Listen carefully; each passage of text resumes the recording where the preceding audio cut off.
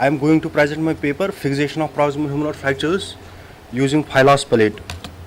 A brief introduction: proximal humeral fractures constitute 4 to 5% of all fractures. More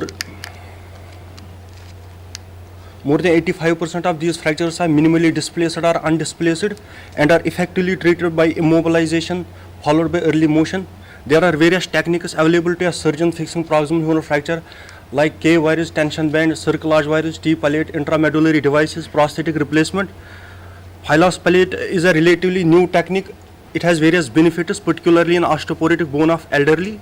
The aim of our study was to evaluate the results of Phylos Palate as treatment modality for proximal humeral fractures. It was a series of 25 patients. The inclusion criteria into the study were closed proximal humeral fractures, age older than 18, patients with 2, 3 and 4 part fractures, fracture less than 3 weeks old. We excluded all open and pathological fractures, patient with medical contraindication to surgery, fractures more than 3 weeks old. There were 21 males and 4 female patients in our study. The average age of patients was 45.5 years. The mechanism of injury was mechanical fall in 13 patients, road traffic accident in 11 patients. After admission to the hospital, routine investigations and trauma series X-rays were done. We did hemoglobin BTCT, then plain radiographs, anterior, posterior, axillary and lateral views of the involved shoulder were carried out. Fractures were classified on the basis of classification system proposed by Neer into 2, 3 and 4 part fractures. In our study, we had 4 4-part fractures, 12 3-part fractures, 9 2-part fractures. We operated on right side in 15 patients and on left side in 10 patients. All patients were operated under GA in B chair position. Deltopectoral approach was used in all patients. Biceps tendon was used as an anatomical landmark for the reduction of the fragments. Proximal 2 centimeters of pectoralis major were lifted from humerus for additional exposure if necessary. Preliminary fixation was kept with the use of K-wires and definitive fixation done with Phylos Palate. There are some technical issues when we apply the Phylos Palate, that it should be applied 0.5 mm to 1 centimeter distal to the upper end of greater tuberosity to prevent subacromial impingement, and it should be 2 mm posterior to the bicipital groove, thus sparing the tendon of long head of biceps and damage to the arcade branch of anterior humeral circumflex artery. Intraoperatively, to assess whether the joint screws might be in joint, we used fluoroscopic help and we assessed the range of motion in all directions in both AP and lateral planes to see whether the screws might be in the joint. After the surgery was over, passive range of motion exercises were started in 24 to 48 hours in 92% of our patients. We delayed range of motion in 2 patients because of the extensive comminution and precarious fixation achieved at time of operation. Patients were in shoulder immobilizer for 1 month with shoulder immobilizer removed at the time of range of motion. We evaluated our results with a well-known score, constant shoulder score. We had a good or excellent results in 20 patients, fair in 2, poor results in 3 patients. Discussions: various studies have been done with various implants for proximal humeral fractures, like use of transcutaneous reduction using Steinman pins and external fixator by Christine, and he reported good and satisfactory results. Wigman in 2002 reported good or excellent results with T. Butters Palate. Similarly, Rennie DSR reported good results with Cloverleaf Palate. However, there are various complications have been reported using these techniques, including cutouts and back out of screws, palatus, avascular necrosis, non-union rotator cuff impingement. The rate of these complications have been approached as high as 100% for elderly people in some studies. Sir, the benefits of Phylos Palate when compared to the other techniques is that the palate being low profile, it is kept 0.5 centimeter to 1 centimeter below greater tuberosity, that avoids impingement. It is kept posterior to the bicipital tuberosity, that prevents damage to the anterior humeral circumflex artery, that decreases the risk of avascular necrosis. The fixation being superior even in the osteoporotic bone helps in starting early range of motion exercises. The deltopectoral approach is sufficient to apply the palate. The deltoid cut down procedures are not necessary, they are not absolutely necessary, so saving this important muscle and helping in post-operative rehabilitation. The important advantage is it is superior fixation even in osteoporotic bone of elderly with low incidence of screw cutout. So these are some complications using filospalate. This is a mal-reduced greater tuberosity. This has resulted in impingement. This is superficial infection. It healed after IV course of IV antibiotics, sir. This is superiorly placed palate, higher palate. It also resulted in impingement with fair results in patient. This is a, sir, pre-op AP and axillary view. This is the post-op at 6 months, and here is the patient, sir. This is the full abduction. This is external rotation, internal rotation, and forward elevation in this version. Thank you, sir. Thanks so much. Thank you, doctor. The next paper is by Srinivasa Rao.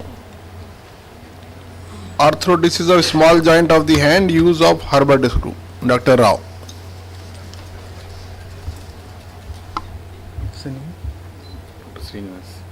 Dr. Srinivas. This.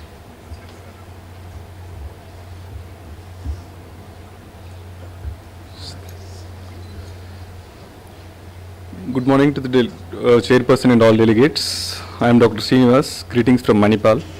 I am here to present our experience about use of Herbert screw in arthrodesis of small joints of hand. As usual, arthrodesis will be usual indications will be is unstable joint, painful joint, and arthritic joint. But usually, what we use is K-wire. There are some problems with K-wire, like can back out or catch in clothing, slow down the mobilization of the digit of the hand of the patient, and may get infected and hinder showering. So, evidence from the literature about use of Herbert screw is it is as effective as K-wire, but it has its own advantages, like post-op immobilization will be less for this, and hardware problems will be less chance of infection, and early return to the job is possible. So we have studied retrospectively 35 patients who have arthrodized IP or CMC joints using Herbert screw and K-wire. So we have used medical charts, surgical reports, X-rays of the patients undergoing this arthrodesis between January 2010 and December 2012. So techniques we used is cross K-wise for 24 joints and Herbert screw for 11 joints. And for IP joints we used dorsal approach, and for CMC joint we used Wagner's approach. In cross K-wise we used regular retrograde technique, and the post-op we immobilized for 6 weeks in cast, and after that K-wire removed and further splinting for 3 more weeks was given.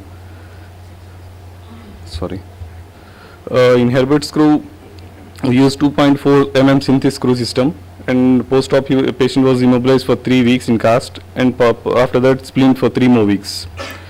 So is the usual incision we are given, which is proximally based flap with skin and subcutaneous tissue together, and extensor hood was reflected in the opposite direction, and cartilage was exposed, and all the cartilage was denuded, and subchondral bone was removed till the cancellous bone was found. And after that, this is the screw. This is the Herbert screw system which we use. This is 1.1 mm. This is 1.1 mm drill guide wire. This is next one is the measuring device, and next is 2 mm drill bit, and the screw what we use is 2.4 mm Herbert screw. And after we used cup and cone technique, and after positioning the joint which is specific to the particular joint of particular finger, we pass guide wire. This is the intra-op image or C-arm. After that we have passed Herbert screw over that along the guide wire. This is intra-op image. And this is the post-op follow-up photograph which is showing good arthrodese of left middle finger proximal interpharyngeal joint and with good hand function. And these are our statistics. We used Herbert screw, mean age is 32 for Herbert screw, and for K-wire 38 is the mean age. And post-traumatic patients are 7 and 14 for Herbert screw and K-wire. And inflammatory or infective types are 4 and 6, and most of the time for K-wire, most of the patients we used 14 patient DIP joints, and for Herbert screw 5 in DIP, 5 in PIP, 1 for CMC. And whatever the fixation Herbert screw or K-wire, time of union is almost equal clinically and radiologically, but infection, non-union and implant failure rate is slightly a bit high to K-wire.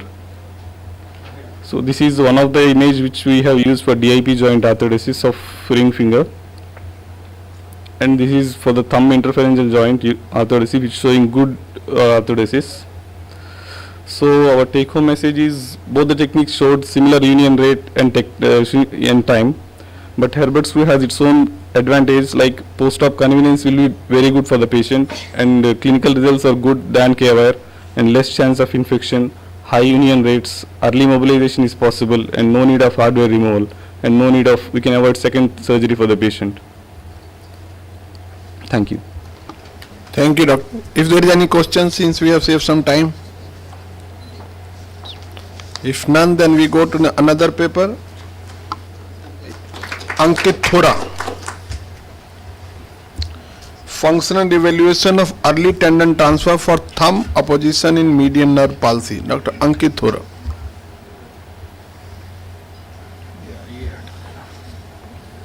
F5 कहाँ इसमें?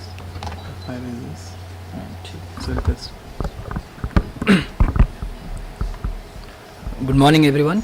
I am Dr. Ankit Thora and I am here to present a functional evaluation of early tendon transfer for thumb opposition in median nerve palsy. Median nerve injury is a devastating injury to the hand.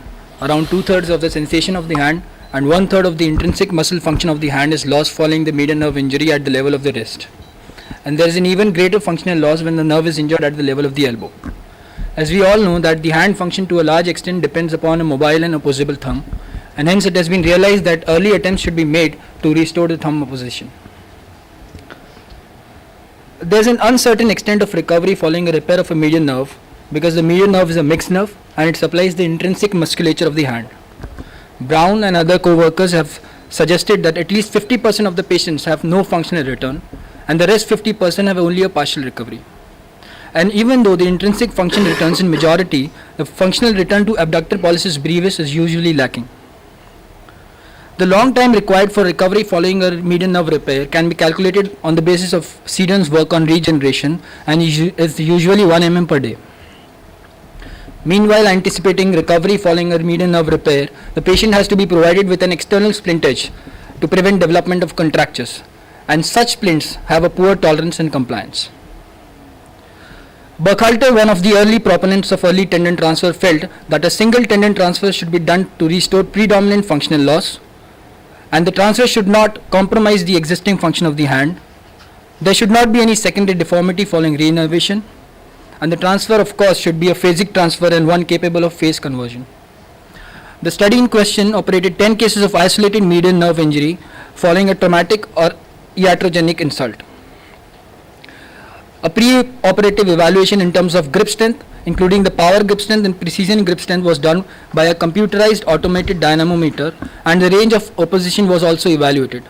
The data was compared pre-operatively and post-operatively in terms of all the above parameters in the normal and the affected hand. To begin with, a nerve exploration was performed and an early tendon transfer was added to it in the same sitting or 2 weeks post-operatively.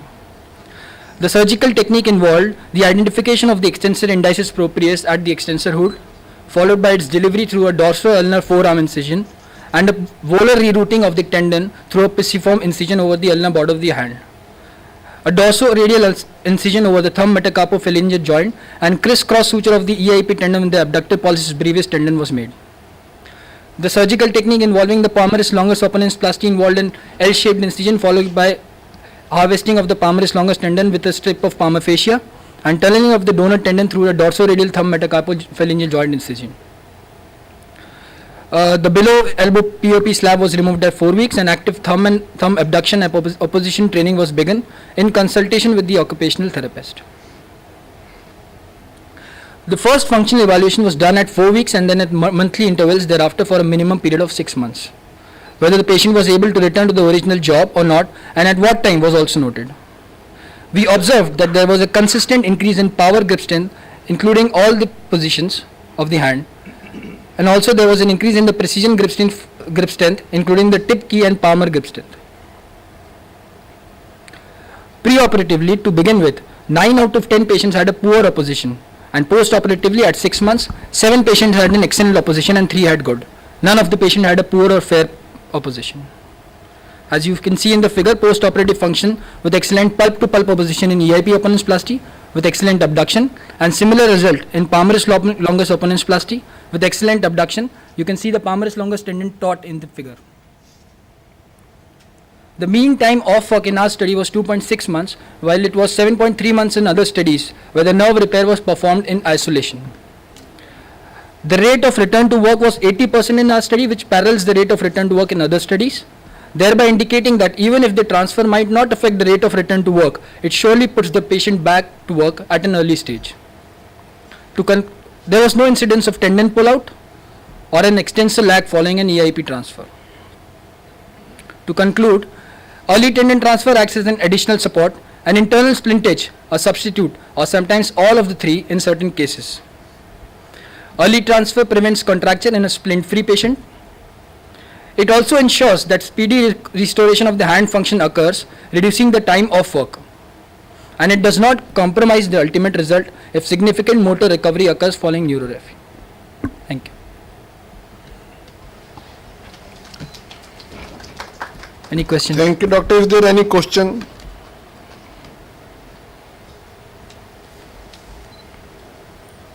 If there is none, then we go for the next paper. It Thank is by Dipti Sahu. Advanced carpal collapse, what can be done?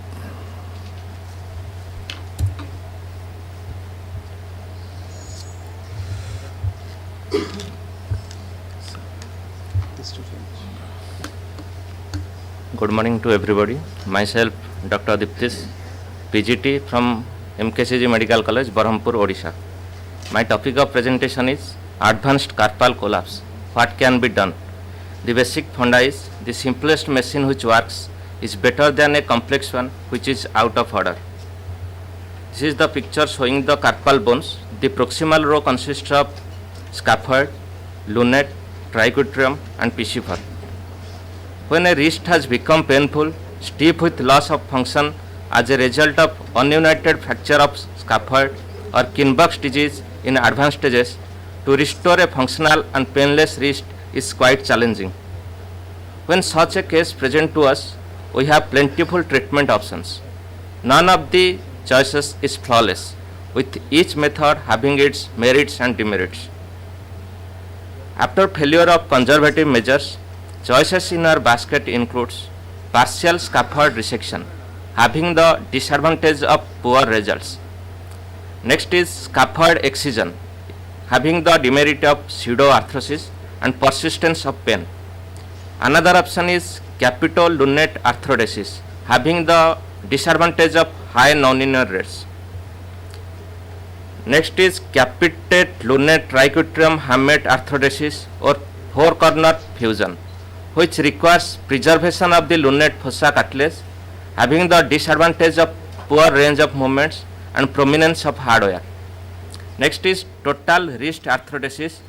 The advantage is that there is total loss of pain, but there is total loss of movement. Next option is arthroplasty, having the demerit of implant failure and silicone synovitis.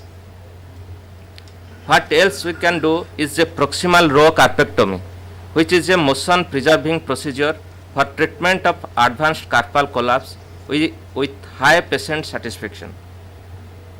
In our institution, only 4 patients underwent proximal row carpectomy through a dorsal approach between 2009 to 2012.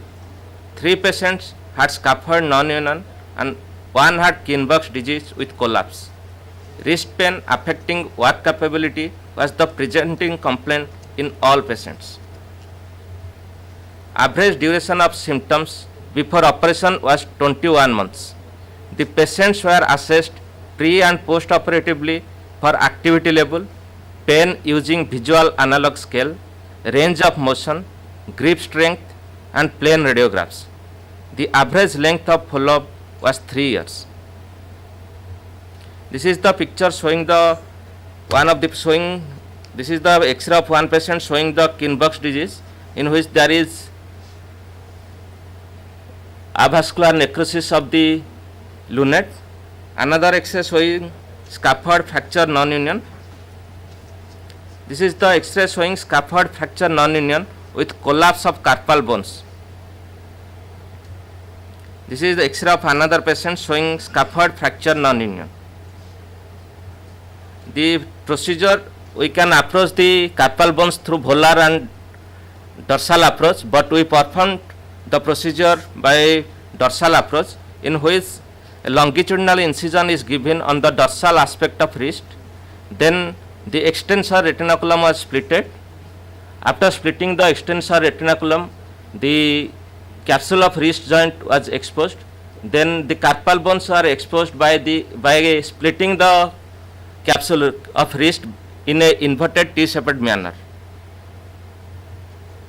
This is the picture showing the removed proximal carpal row bones. This is the X-ray showing the pre-operative and post-operative radiograph.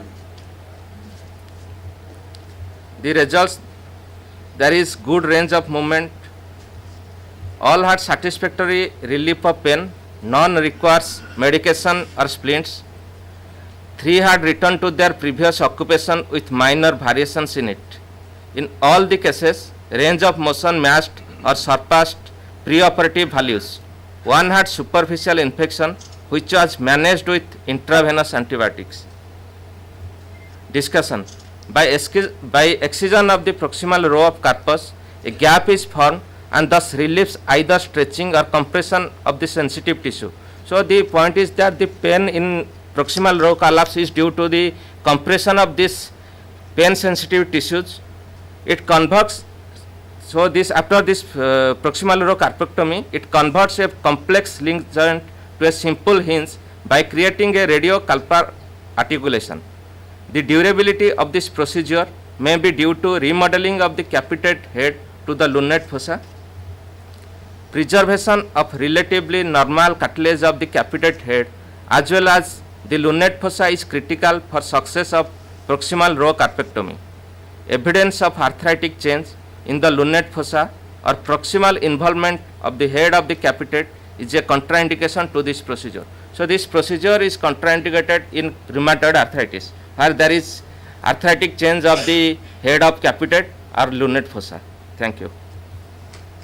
Thank you, doctor. Is there any question for him? No question, then we go for the next paper. This is by Dr. Aditya Panda. Is he here? He's not there? No. Then next, Dr. Apur Dodia. Tuberculosis of wrist joint, post-iatrogenic inoculation, an extremely rare case.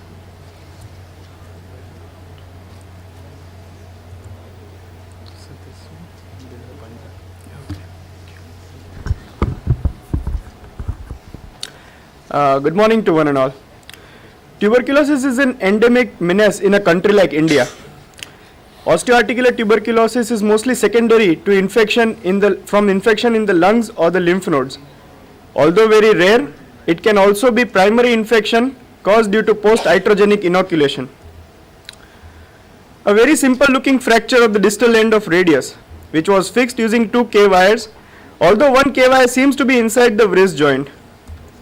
What could possibly go wrong in this case? Observe the lytic lesions present in the distal part of the metaphyseal region of the radius 6 weeks post-operatively. And then this happened. The patient presented to our institute with these X-rays. So exactly what went wrong? Did the patient do something wrong? Or was it the surgeon? Or was it because of just inadequate sterilization of the instruments?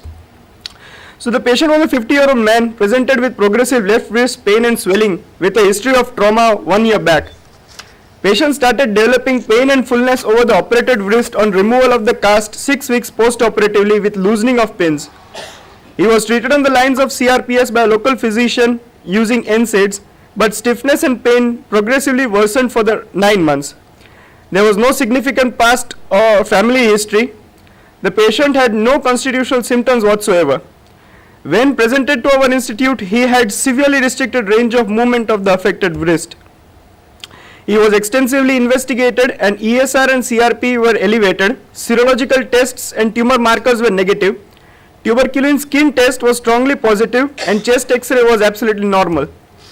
The radiographs of the affected wrist depicted soft tissue swelling, loss of joint space and gross articular destruction of the distal radius, ulna and the proximal carpal bones. A CT scan of the wrist showed marked osteoporosis. A core needle biopsy was taken from the lytic lesion in the distal radius. A diagnosis of osteoarticular tuberculosis was made depending on the clinical, radiological and histopathological findings and was started on category 1 AKT, and after 3 weeks of AKT we went down. Extensive debridement of the wrist joint was carried out through dorsal approach, and wrist arthrodesis was performed using a wrist joint spanning locking plate and copious amount of cancellous bone graft taken from the iliac crest. Peroperatively, multiple rice body granules were found literally flowing out of the wrist joint, the histopathological examination of which confirmed the diagnosis of tuberculosis. And over the 3 months period thereafter, his symptoms and functional disability regressed and ESR returned to normal. This is the immediate post-operative X-ray of the patient showing the extensiveness of the debridement which was carried out, and the wrist was fused in 15 degrees of dorsiflexion. Ritt, in his paper published in the Journal of Hand Surgery, described that the radial side of the wrist was the most frequently affected in tuberculosis of wrist. It seems that the infection in our case was post-inoculation because no signs of tuberculosis anywhere else in the body. Complaint started only after surgery. Joint destruction progressed very rapidly. One K-wire was seen to be inside the wrist joint, and there was absence of constitutional symptoms in this patient. These all are corroborative evidences, and it cannot be as such stamped with authority that infection was not bloodborne, but there are more chances that it was post-inoculation. Only one such case was ever reported in world literature, and that was by Torres Lozano in 2012, where he reported a case which had developed signs and symptoms of tuberculosis of wrist 50 years post-surgery. This seems a bit controversial because the time is so long. After 50 years, I don't think it's possible. So basically this makes our case a so rare a case, and probably is among the first cases to be reported having wrist joint tuberculosis post iatrogenic inoculation. Summarizing my talk, I would like to say that the wrist is an unusual site for osteoarticular tuberculosis, constituting only 1% of peripheral osteoarticular tuberculosis. Osteoarthritis, rheumatoid arthritis and subacute gonococcal arthritis may be one of the differential diagnoses for this condition. Though CRPS is a more common cause of post-traumatic local swelling at wrist joint, tuberculosis should always be kept in mind. Only about 1/3 of the patients who have osteoarticular tuberculosis have evidence of pulmonary disease. Constitutional symptoms, if at all present, are very mild in these patients. Although the symptoms may not be dramatic, chronic infection tends to be progressive. Open synovial biopsy is frequently required to establish the diagnosis, and the diagnosis in such cases is often delayed, and surgical intervention is often warranted in such patients. So the take-home messages are: in treatment of any case of persistent wrist pain, one should have tuberculosis as one of the differential diagnoses. Early diagnosis with appropriate intervention may help prevent the need of an arthrodesis in the future. And in developing countries like us, inoculation of tubercle bacilli through unsterile instruments and implants could be one of the mode of transfer of the bacilli. Mycobacterium tuberculosis is very sensitive to heat, and hence a proper autoclaving of the instruments and implants can save the doctor and, more importantly, the patient from such a disaster. Hence, be sure of proper autoclaving temperature and pressure in your hospital. It's high time that we join hands with each other and eliminate this cult of tuberculosis from our country. Thank you very much. Any questions, please? Is there any question for him? How many days after the surgery? Yeah. Patient started to have, patient was operated and he was immobilized by cast. After 6 weeks, the cast was removed, and just after removal of cast, he had pain and swelling. So the physician thought that it was most commonly CRPS, and was treated on the basis of CRPS using NSAIDs. But the pain and swelling started immediately 6 weeks after post-op, when the cast was removed. When was this X-ray was taken? The patient had serial X-rays when he came presented to us. Actually, the first X-ray was pre-op, then the second was immediately post-op using 2 K-wires. And then after 6 weeks, when the cast was removed and he found out so much swelling, he again took X-ray. That local physician who means orthopedic surgeon who had operated him in the first place, again took the X-ray, and 1 K-wire was loose and it was taken out. So the X-rays were taken. Yeah. Please. In your experience of tuberculosis, Yeah. is it is it common that you have so much of destruction in 6 weeks of inoculation? That is one. No, that is. Second is, have you made an attempt to find out whether there is a contamination in the OT? Have you taken swabs and proven that it is tuberculous inoculation? Sir, this patient was operated in some other place, but the patient presented to us with the X-rays of total lytic lesion and destruction. He had the previous X-rays with him.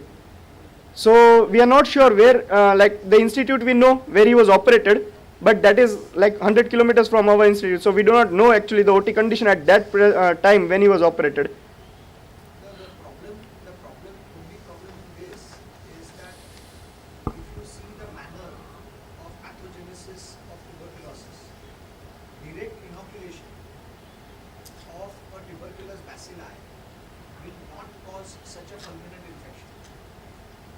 If that is the case, then tuberculosis would be probably the number one killer in the world. Exactly. Yeah.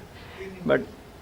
But having a case like this without having an evidence that there is some contamination in the OT which has provided that inoculum, and See- then there is an inoculum disease, which is like a Cox postulate, yeah, that when I transfer an organism from here to there, it should produce a disease in that organism. exactly. So it's a Cox postulate. But in your case, is there an evidence that you have transferred the organism? No, there is. Otherwise, then it cannot be a Cox postulate. No, Yeah. that is what I am telling you. That we do not have any. No, I think he's right anyway, but sometime it happened like that also. You have it underlying tuberculosis in the wrist joint, which is in a pre-destructive stage, over which he had a fracture and was uprooted upon it became active. Sir, exactly that's what I mentioned, that I cannot stamp it for sure. But there are more chances of it being post-inoculation because of these the things that I. It is more commonly that the patient had a subclinical disease elsewhere, which has been seeded into the area of your surgery, which is very common after the spine surgery. We have seen many cases Yeah. like this. But it is not direct inoculum. Yeah. It is the bacteremia inside the body from a subclinical focus. Yeah. It's aggravated by surgical stress. That is how it spreads.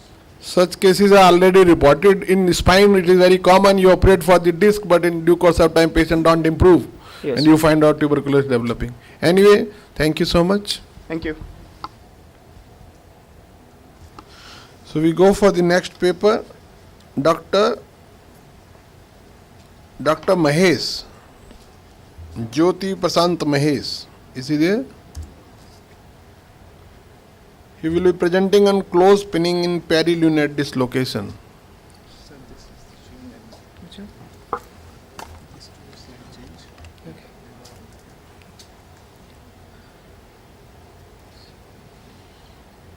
So very good morning to all. I'm Dr. Jyoti Prashant, coming from the Academy of Medical Sciences, Pariyaram, Kannur, Kerala. And I would like to thank my respected professor over here, Professor T.S. Govumar sir, Professor and HOD, Trivandrum Medical College, and others, Dr. Sunil and Dr. Sharif and Dr. Ajay from my institution. So regarding close pinning in perilunate, it is the perilunate dislocation is a very rare and easily missed in the emergency room. The recognition of these injuries is absolutely necessary for successful treatment and associated with median nerve injury, compartment syndrome and vascular deficit. The purpose of this paper is to present a series of cases so that these injuries are never missed. There were a total of 8 patients. Of them, 2 had bilateral involvement, and results evaluated with DASH score, that is a disability of arm, shoulder and hand score. In 2 patients, initial diagnosis was missed in the emergency room, and 1 patient had a volar dislocation in one wrist and a dorsal one in another, and it was an extremely rare condition not documented much in literature except in cases with generalized ligament laxity like Marfan syndrome. Just going through the review of literature, carpal instability is defined as a condition in which the wrist is unable to bear loads and does not exhibit a normal kinematics throughout its arc of motion. So regarding perilunate dislocation, these are very uncommon and only 10% of carpal injuries, and reported incidence of missed initial diagnosis as high as 25%. The most common carpal disruption is a perilunate dislocation pattern, which is a combination of radiocarpal and mid-carpal disruption. Going through the classifications, you can see the lesser arc injury around the lunate, that is scapholunate instability, triquetral-lunate instability and lunate dislocation, and a greater arc injury which is associated with fractures through the scaphoid bone, and transcaphoid, transcapitate, and other combinations. And another classification is by Mayfield, who described staged 1, 2, 3, and 4, that is around the lunate, the soft tissues which are disrupted. And another one is Mayo's classification, that is carpal instability dissociated, in non-dissociated, carpal instability combined, and adaptive carpus. So these are the again subclassification of the same classification system. Carpal instability dissociated includes the proximal carpal row, that is unstable scaphoid fractures. It includes forms a dorsal intercalated segmental instability, and scapholunate dissociation, and lunato tricutal dissociation, and distal carpal row again radial axial radial disruption, and axial ulnar disruption, and combined disruption, and combined proximal and distal CID.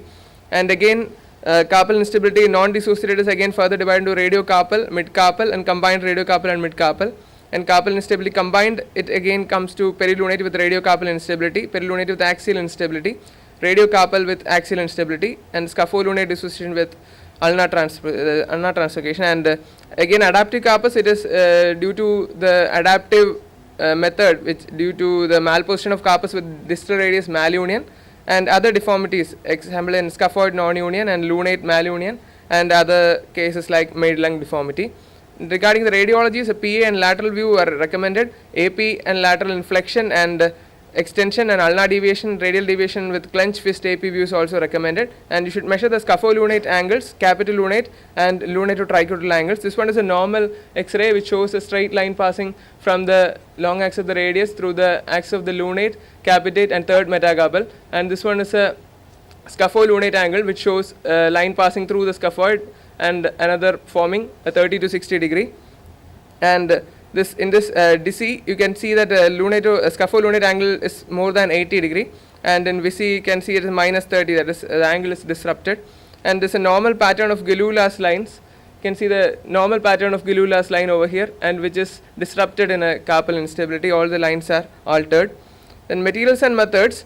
A study design was a prospective observational study. The study duration was February 2009 to February 2011, and he had a follow-up almost 2 years of the patient. Study sampling the patient who presented with perilunate dislocation the above time period were selected for study. 8 patients were there. 2 of them had bilateral, so total of 10 wrists. Average age was 35 years. All patients were males. They initially attempted closed manipulative reduction and followed by K-wire fixation under radiological guidance under CM. Out of the 10, 8 needed close spinning. Only 2 had a successful close reduction. This was one of the X-rays which also shows a radial styloid fracture with it. This is another X-ray lateral view showing a volar intercalated segmental instability. This lucky guy had a close manipulated reduction which was almost successful, and this one went for a K-wire fixation. You can see that the radial styloid is also fixed there, radial styloid, and scapholunate and scaphocapitate K-wires are put. Scapholunate and scaphocapitate K-wires are used to fix it. This is a post-op X-ray in cast, in thumb spica cast. And after that, after 12 weeks, the K-wires were removed and patient was mobilized. He actually had a good range of movement. And in 12 weeks immobilization, thumb spica cast followed by K-wire removal and mobilization, after which follow-up was done for the 2 years, and the dash score was evaluated. Observations and results are 100% of the people were males, that is average age was around 35 years, young males, and the injuries of greater arc were 8 and lesser arc 2. 80% were greater arc injuries and only 20% showed a lesser arc injury, and almost 60% were who have attained full range of movement, good hand grip, normal carpal angles, and with good dash scores, and only 40% who were conservatively managed had decreased range of movement. So conclusion is that a satisfactory reduction with restoration of carpal angles obtained by close spinning and immobilization provided a better functional outcome for these cases of perilunate dislocation. Thank you very much. Thank you, doctor. Is there any question for him? If there is none, then we go for the next presenter. Yeah, okay, sir.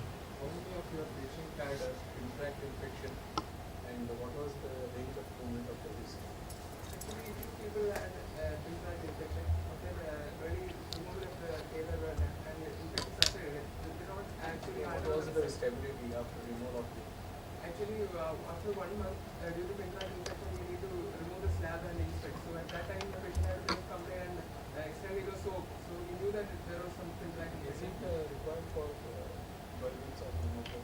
Ideally, 2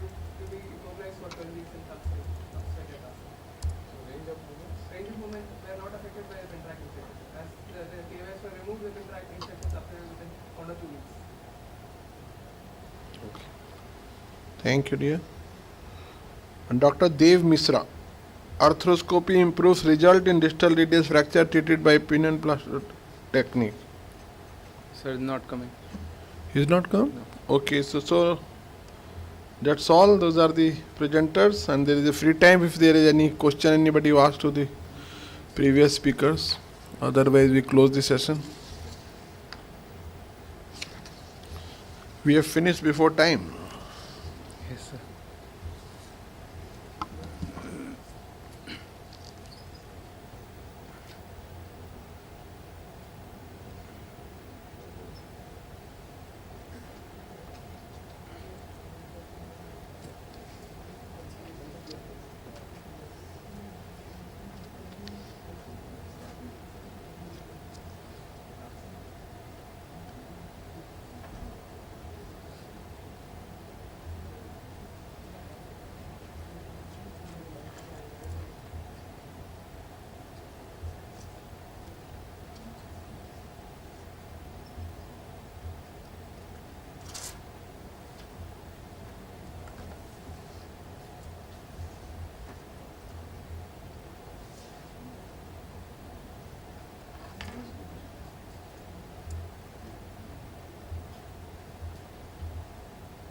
Kyphosis, and you can get a paraparesis because of that, or you can get instability even after the healing of the disease which occurs.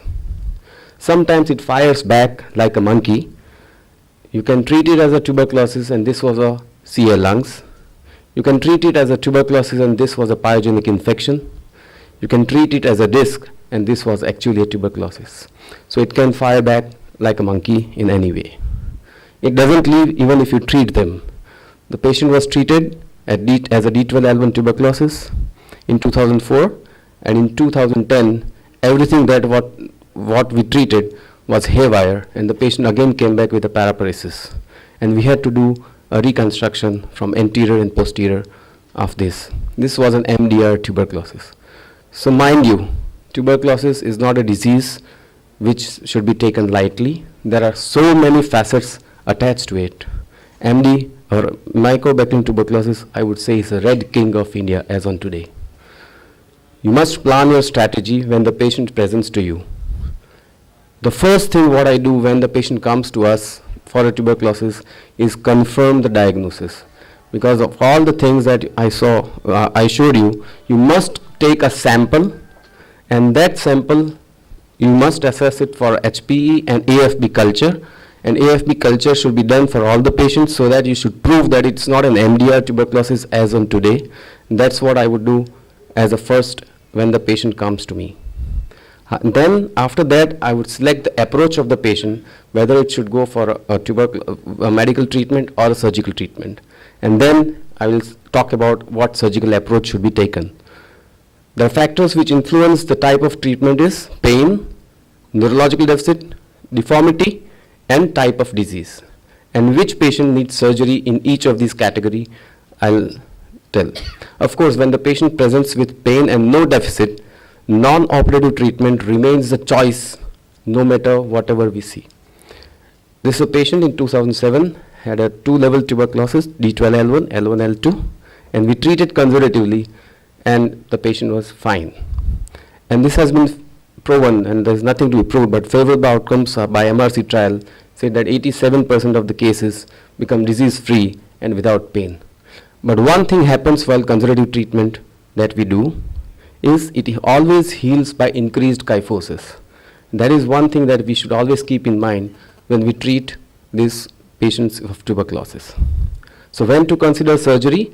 Of course, in spite of chemotherapy, if the patient has pain which is increasing or starts developing a paraparesis, then you should consider that there is a failure of conservative treatment and you must consider surgery. That is one of our patients which start, and then after 2 months of treatment, patient developed a paraparesis and we had to operate that patient. So what to do when the neurological deficit is there? One may get away by conservative treatment if there is a partial or a stable neurological deficit when the patient is already ambulatory. But once the patient presents with a deficit and the patient is non-ambulatory, we have to go for surgery. So that is our indication for deficit. What to do with the kyphosis? When there is no deficit, there is only pain and there is a kyphotic deformity. When should we intervene in such cases? There is a danger of late onset paraplegia, loss of sagittal balance, and of course a cosmetic deformity. These are the three things that we should worry when there is a kyphotic deformity. And it has been proved that vertebral body loss of more than 1.5 to 2 vertebrae in dorsal and dorsal lumbar spine will end up with a kyphosis of 60 degree or more. And with consensus, there is a general consensus that 60 degree kyphosis is significant and should be addressed surgically, no matter whether the patient has got a neurological deficit or not. Coming to the type of disease, this is a biological disease, as you all know, and this is a mechanically stable spine, and you can treat this biological disease by a medical treatment. But if the patient presents neurologically normal, but if the spine is totally unstable, there is total loss of anterior column, no matter whatever you do, you have to treat them surgically at the time of presentation. So these are my indications of surgery in tuberculosis. Coming to the principles of surgical management, the goals are very simple. You have to have a complete excision of the diseased tissue. You have to do a reconstruction by bone grafting, and you have to stabilize the spine. You can do it by anterior approach, posterior approach, or a combined approach. Which approach should be chosen? You should have certain selection criteria. Where is the disease? How much is the destruction? What is the level? How much is the deformity? And what is the condition, overall condition of the patient? All these things will help you in taking the approach. If the disease is anterior, you may go either anterior or posterior. I'll take later on. If the disease is pure posterior, you have to take a posterior approach. But if disease is global, that means in the third case, if you see that you have got abscess all around, then it's better to go from posterior where you can reach anterior also. So that also helps in deciding which approach should be taken. Second is how much is the destruction. It's important to reconstruct and graft. It is important for reconstruction and grafting. More the destruction, less favorable are the results. If one disk space is involved, the result is about 85%. But if 3 are involved, your results go down. And therefore, it's very important to reconstruct these patients where multiple level of discs are involved. One such case, single paradiscal lesion, no deformity. You can just do a strut grafting by an anterior approach, or you can just put a fixation and a cage by an anterior approach. But if multiple vertebral involves and discal involvement is there, if you just put the autogenous rib graft, I think there are a lot of problems with the rib graft, and it does not remain stable, it can fracture, and the fusion rates are also very less. And that patients require anterior fixation or a cage. That's the same patient wherein we had to do an anterior fixation in the cage. If there is a multiple vertebral and discal involvement, but at a dorsal lumbar junction or a lumbar level, just getting away by an anterior single fixation may not help, because there are a lot of stresses which are there at the dorsal lumbar junction. And in this case, if you see that L1, 2, and upper part of the L3, so there are 3 vertebrae which are involved. You cannot do just an anterior. You have to reconstruct by a combined approach, and requires anterior as well as a posterior stabilization at a dorsal lumbar or a lumbar junction if multiple vertebrae are involved. So what level is the disease? If the disease is at a pure dorsal level, a single level, you can just go by an anterior approach, I said. But again, at a dorsal lumbar junction, if you go by an anterior approach, you may have to do a diaphragm cutting approach, and that's a more morbid approach. And you may consider only a posterior approach by that, and you can just reconstruct the same by a whole posterior approach. If it is a lumbar level, it's a highly mobile level, as I said, and in a lumbar level, you may consider a single stage posterior, or if the defect is large enough, you cannot compress them, and then you might have to reconstruct with the cage anterior. In a multi-level disease, like if you have 2 regions which needs to be tackled, you cannot do it by anterior. So you have to tackle them by a posterior. The patient has tuberculosis here, as well as here there was an abscess.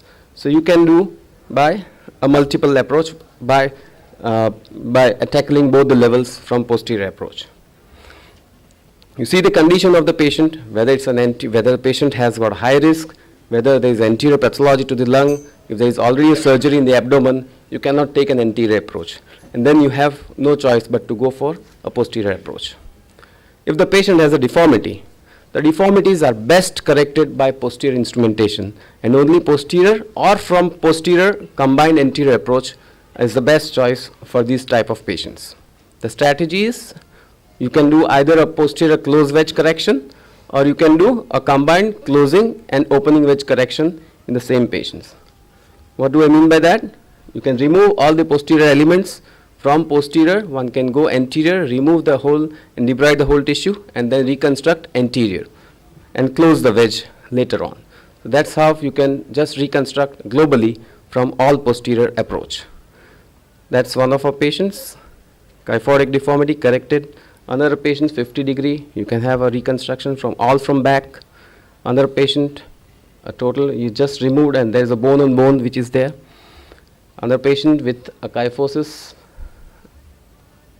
88 degree kyphosis, all from back, done. So in summary, my approach is, if you require a deformity correction, whether it's required or not, then you assess. If you require a deformity correction, then if it does not require, then you may see the patient condition, whether the anterior condition is good, we can go anterior or not. And if the patient has a good anterior condition, if there is no deformity, I would go for an anterior. But if the patient's condition is high risk, you cannot go anterior, you may choose a posterior approach. But if your deformity correction is required, definitely posterior is a choice or a combined approach may be required. So in conclusion, spinal tuberculosis has multiple facets, treatment needs to be planned, and multiple factors need to be considered for planning the surgical approach. And that's the approach I use. Thank you very much. Thank you. Now, question, any question please, from the audience? Yes. So, as you said that you use cage anteriorly. Yeah. In many books it is written that when cage is used anteriorly in tuberculosis, the implant fails over a period of time. So some have advocated not to use anteriorly. So sir, what is your opinion? I think it has been proved beyond doubt that you can use cages in tuberculosis of spine. And there are a lot of many papers and literature that you can have experienced. Putting a cage in a tuberculosis after a sort of debridement does not have any problem. So, traditionally we are using this anterolateral decompression for the patient, and we can combine the anterolateral decompression with posterior fixation also simultaneously. Do you feel that anterolateral decompression has any role nowadays, or you want to do only from the posterior, or any advantage to do only posterior, not doing from the anterolateral side? For me, I would say that anterolateral approach, what we were doing before, is much more muscle cutting, and there's a lot of morbidity attached because of the muscle cutting. And everything can be done by the same approach. What you call is posterior, you just reflect the muscles, you can expose a little bit longer, and you can go anterior from the same posterior approach. There is no need to cut the paraspinal muscles, there is no need to cut the chest muscles. Is there any evidence based that is to compare the anterolateral or the simple posterior? Yeah, I don't think there is any, you can go for an anterolateral approach, but for morbidity part, definitely posterior approach or posterolateral approach is much better compared to the, because we are preserving all the muscles. Thank you. The next speaker is Dr. Uday Pawar. He'll be speaking on MDR TB and XDR TB for spinal tuberculosis, current concepts. Please. Nivisha is not coming. He's not here. Then the next speaker is Dr. Ankur Nanda. Are you? Yeah. He'll be speaking on management of spinal metastatic disease.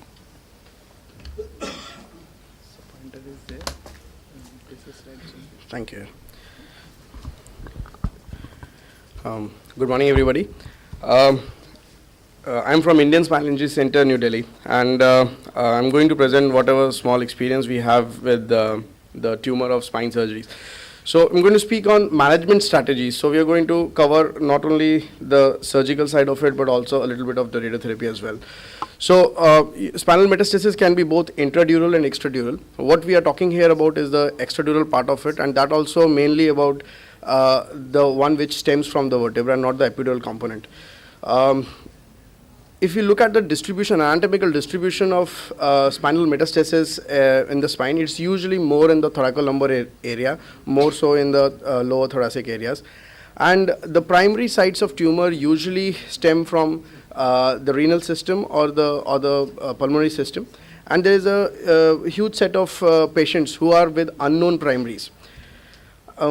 Why they are a challenge to us is primarily because they are not much clearly defined guidelines, and each patient is different, and it is not easy to assess the optimal treatment for that particular patient.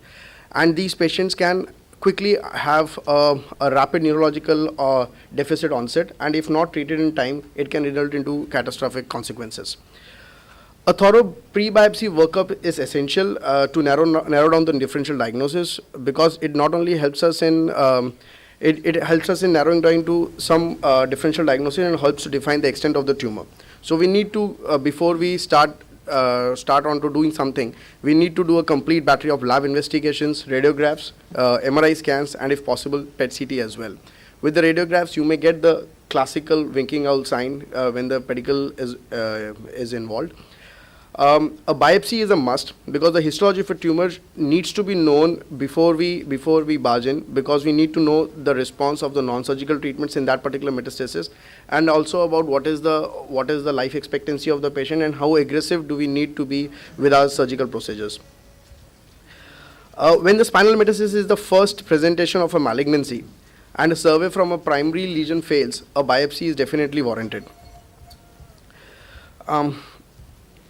The goal of treatment in spinal metastasis usually is very simple. It's to relieve pain, to prevent paralysis, and improve activities of daily living, and removal of the tumor mass, if possible, completely. The treatment is controversial, and the estimation of life expectancy and patient's general condition is an important issue when considering surgery. So this is one of the main important things which we need to consider before we start on. The treatment options may be radiotherapy, surgery, supportive treatment. What we are going to talk here about is maybe a little bit of radiotherapy and surgery part. Radiotherapy can be of different types. What we need to understand is the effectiveness depends of the radiotherapy on the sensitivity of the tumor cells. So tumors like lymphoma, myeloma are sensitive to radiotherapy, whereas melanomas, osteosarcomas, or renal cell carcinomas are radio-resistant. There has been a long-standing controversy among the radiotherapists and the surgeons whether radiotherapy is more prudent treatment for giving to the spinal metastatic patients. And this paper, this landmark paper, which was published in 2005 in Lancet, shed some light on it. This was a randomized controlled trial wherein the patients were divided into two groups. One was a surgery plus radiotherapy group, and one was a radiotherapy group alone. And their findings, what they said was that post-treatment ability to walk was 84% in the surgery group versus the 57% in the radiation group. And patients were able to retain their ability to walk for 122 days in the surgery group, which was significantly more than the radiotherapy group. So as of now, indications of radiotherapy as a primary treatment is in the patients who are radiosensitive, but their neurological deficit, if a severe neurological deficit has been over a period of more than a period of 48 hours, and or if the patient is not fit for a surgical procedure. So that means as a primary treatment, surgery is still the first line of treatment to go ahead. Adjuvant radiotherapy is given after operative decompression, and you may have to wait for 3 weeks for the skin to heal, wound to heal properly, or even 6 weeks if an allograft or autograft has been used. Moving on to the surgical management, the major goals are again to get neurological symptom relief by decompression, and relief of pain by stabilization and reconstruction of the spinal column, and to get tissue for biopsy as well. Again, the indications would be a severe deficit which is of less than 24 or less than 48 hours, instability of the spine due to the fracture, and maybe a progressive neurological deficit. The surgical options are primarily either palliative surgery, in cases when we do not expect a very long life expectancy, or in cases of multiple metastasis. This can be a simple laminectomy. It can be a debulking procedure if it's multiple mets or if it has expanded into the extra compartmental area as well. Or it can be an in-block resection when you have a single solitary mets, so as to prevent recurrences. I'm not going to go into the details of it. Probably Dr. Bapat will be covering this. Just a quick word about vertebroplasty. Vertebroplasty can be used in painful vertebral metastasis without neurological compromise, but we need to make sure that in these tumors, we should not use vertebroplasty if there is a neural compression or if there is a deficit. So that is absolutely a no-no. This was a meta-analysis which was published in 2005, again comparing surgery versus radiotherapy, and they were very clear-cut in their guideline that the surgery should be the primary treatment with radiation given as adjuvant therapy. What we are interested in is, when you see a patient of a metastasis, what should be your approach towards that patient? How should you decide? What should be your decision making? So there has been a lot of effort which the authors and doctors have made over the years to formulate an algorithm how to go about a spinal metastatic patient. This was one of the earliest attempts made by Harrington in 1986, wherein he gave these guidelines that if there was no neurological compromise or if there was not much of bony involvement, then the treatment probably should be a non-operative sort of treatment. If there was a major neurological impairment without much of bony destruction, a radiotherapy was advised. And if there was a severe vertebral destruction without a neurological compromise, he went for an operative treatment. In 2003, Walker et al., they came up with a similar algorithm of their own. But the problem with these algorithm was that they did not take into account the clinical condition of the patient, the life expectancy of the patient, the operability of the patient. 2005, Tokuhashi came up with this prognostic score, wherein he looked at a number of factors to decide what was the life expectancy of the patient, which included general condition of the patient, number of extraspinal metastasis, bony metastasis, visceral metastasis, and also the primary site. And according to the score, the maximum possible is 15. And if the score was around 8 or less, then the life expectancy was less than 6 months. So it could guide you whether you want to go ahead with a aggressive surgery or you want to stick to a palliative treatment. So this worked as a guiding tool. Tomito also did a study in 2001, retrospective analysis of his 67 patients, and he analyzed the hazard ratios, and he came up with his own scoring system and prognostic factors. He primarily found out there were 3 prognostic factors which were the main factors to